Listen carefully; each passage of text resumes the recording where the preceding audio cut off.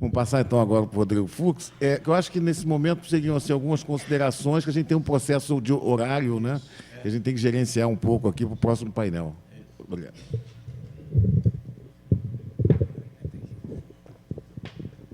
Bem, muito bom dia a todos. Eu quero, em primeiro lugar, cumprimentar o André Abelha pela organização desse evento espetacular. Eu acho que é o primeiro painel da manhã e eu acho que essa plateia acho que já demonstra qual o tamanho do sucesso desse primeiro encontro, que tem que mudar o nome, na verdade, com essa mesa aqui é show, não é painel, né?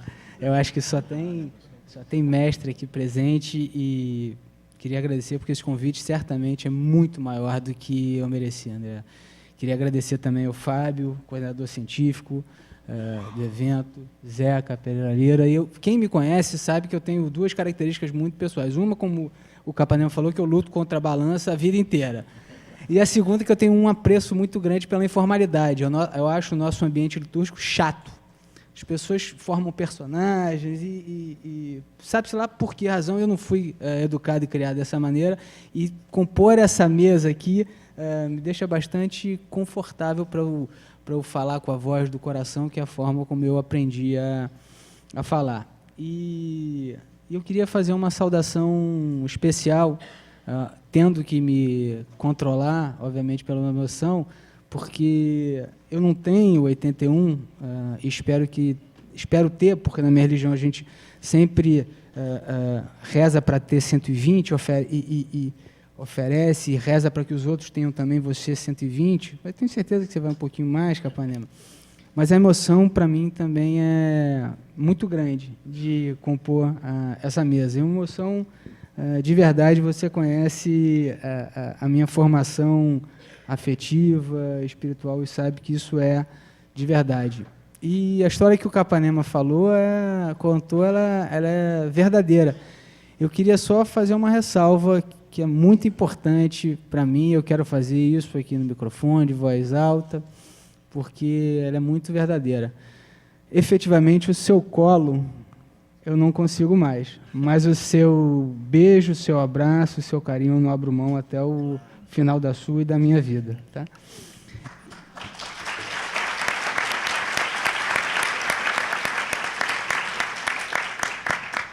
E quem faz o bem, às vezes faz o bem até sem saber que está fazendo bem, porque isso é um traço marcante das pessoas de alma elevada. E o Capanema é uma dessas almas iluminadas, não só sob o ponto de vista científico, e aqui ficou muito claro, como sob o ponto de vista profissional e sentimental. E um fato muito marcante da minha vida, e aí já era o início da minha vida profissional, tenho certeza que ele vai se recordar também, e que me marcou muito e eu cuido como um guia da minha vida, foi o dia da despedida do meu pai aqui do tribunal. E ele foi escolhido como orador para homenageá-lo.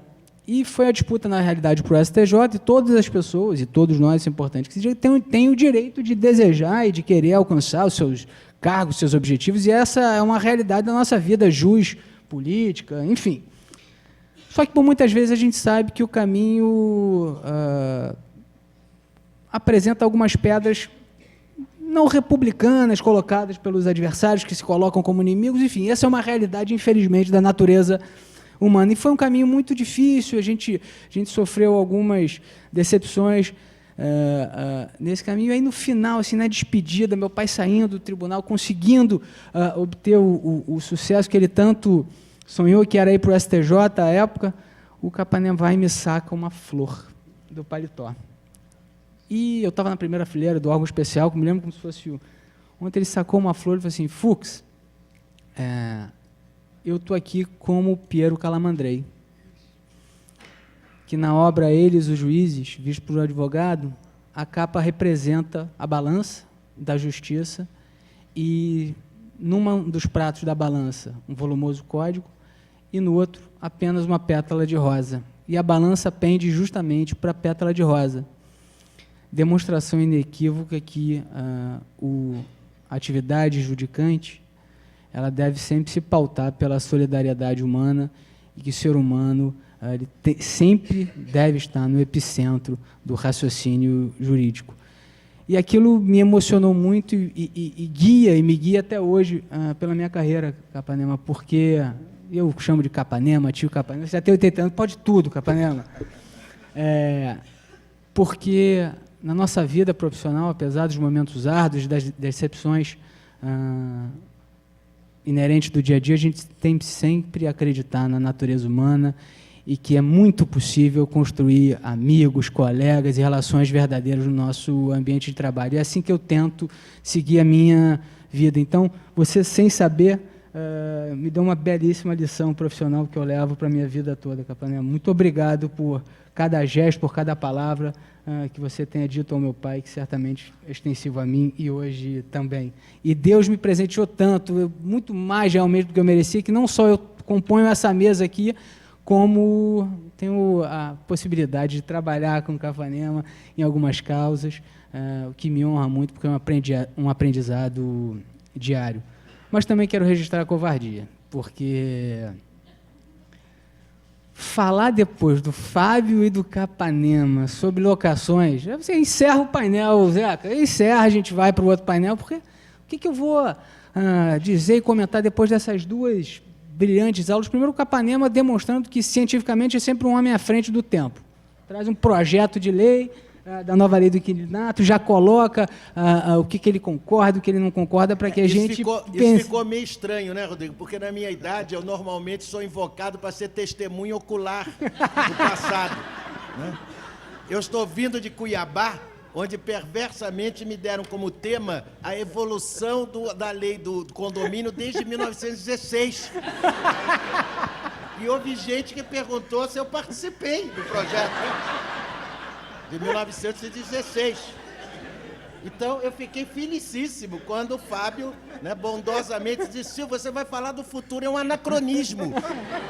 81 anos ainda pensando no futuro. Mas, de qualquer maneira, é uma esperança. Eu sou teimoso.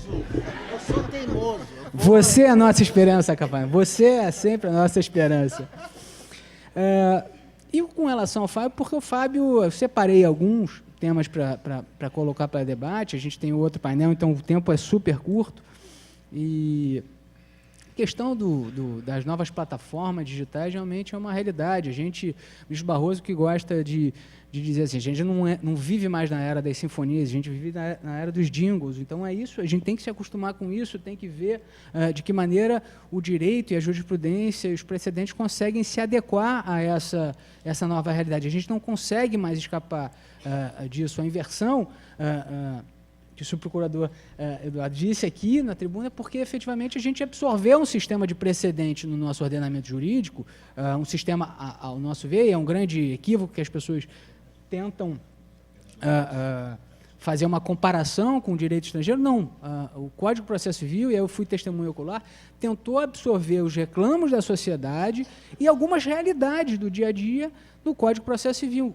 E os precedentes, a teoria dos precedentes, ela é fundamental para uma justiça séria e efetiva, porque o Brasil acabou de sair o dado do CNJ de 2018, assim, e efetivamente a gente continua com a cada 2 brasileiros um litígio em juízo, há um demandismo desenfreado, fruto da nossa Constituição, que foi erigida no período pós-ditadura, em prol das liberdades. Aqui não é uma crítica, mas é uma realidade. Então, a gente precisa adequar o nosso ordenamento material e processual à nossa realidade forense. E esse é o meu papel como advogado aqui. Fábio já colocou as questões que, para mim, eram relevantes, assim, aplicação ou não do CDC nessa relação tripartite, ou seja, quando os sites oferecem a facility, ou seja, será que eles absorvem o risco integral desse business? Como é que a jurisprudência vai se posicionar? A gente está tendo agora, pela vez primeira, um posicionamento do STJ com relação à relação a relação aqui é do condomínio com o proprietário do imóvel.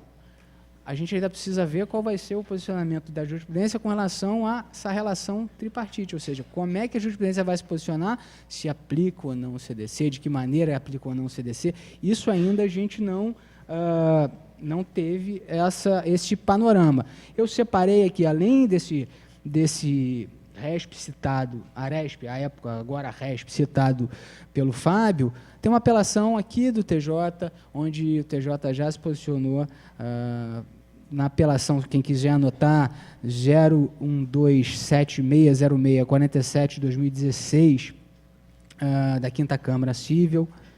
Há também um precedente do TJ de São Paulo, do desembargador Milton Carvalho, da 36ª Câmara de Direito Privado, na apelação 106.585.040/2017.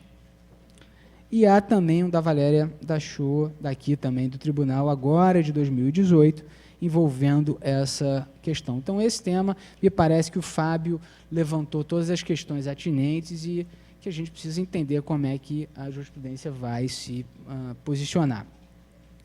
Outros 2 temas que a gente, infelizmente, não vai ter tempo de debater ao fundo, mas eu queria deixar aqui já para debate, para pensamento. O primeiro é, e isso eu posso dizer aos senhores que eu tenho uma experiência própria, é a situação no qual o locador, por algum inadimplemento contratual do locatário, se recusa a receber as chaves. O Capanema, há muitos anos, tem um posicionamento dizendo que toda e qualquer questão envolvendo o contrato que não a entrega das chaves serão resolvidas pela via própria nas perdas e danos. O STJ caminha nesse sentido, mas não há ainda um posicionamento das 2 turmas envolvendo essa matéria.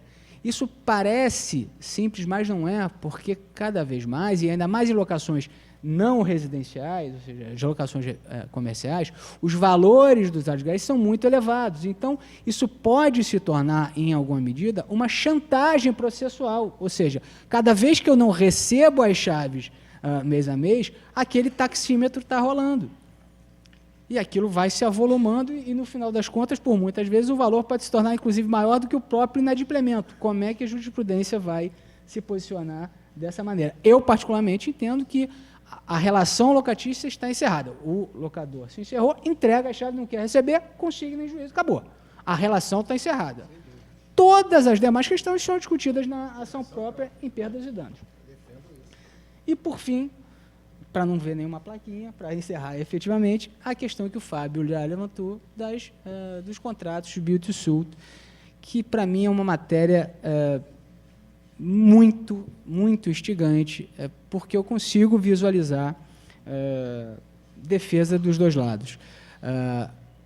Essa é uma modalidade de locação feita para a realidade do locador e do locatário, ou seja, tailor-made, ou seja, feita sob medida para aquela relação, e, infelizmente, num Brasil continental como o nosso, muitas vezes as situações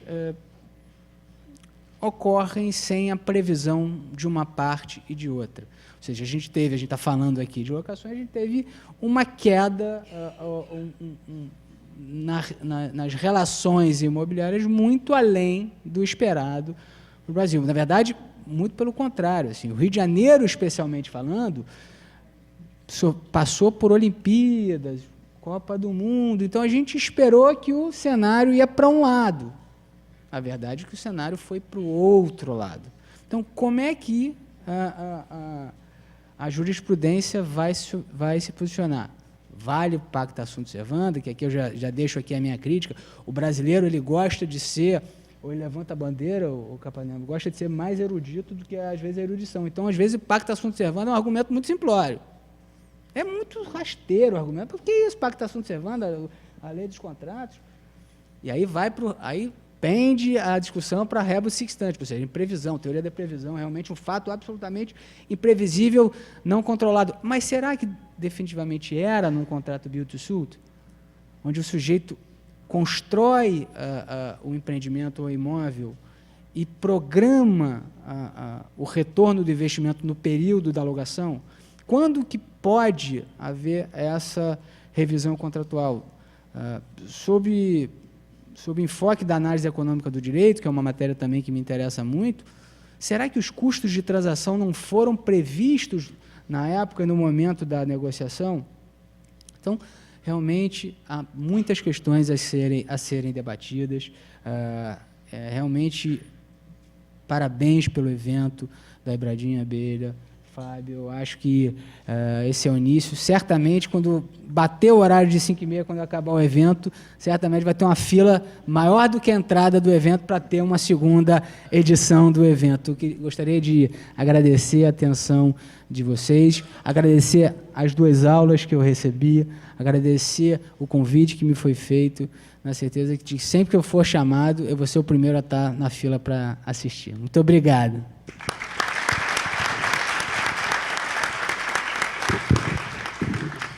Bom, agradecendo a todos os componentes da mesa e dando prosseguimento aos trabalhos, né, vou dar por dissolvida a mesa e já convidar a desembargadora Natasha Tostes para dar prosseguimento ao painel. Pode ser. Desembargadora Natasha, Vossa Excelência está convidada a presidir o próximo painel.